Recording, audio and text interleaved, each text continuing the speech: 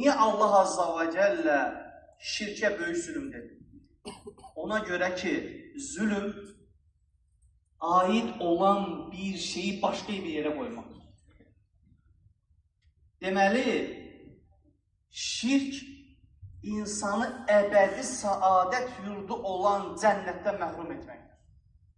Niyə? Çünki Allah Azza və Cəllə nə buyurur? İnna Allaha la yaghfiru ey yushraka bihi şey'a.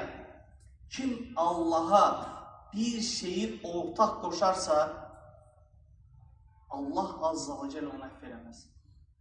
Amma şirkin dununda, şirkin xaricində olan günahları isə nə edir? Dilədiyini əfv eləyər.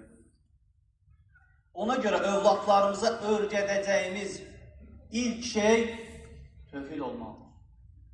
Və insanı tövhiddən çıxaracaq, şirkə soğacaq, bütün nəsnələri övladlarımıza öyrətməliyik.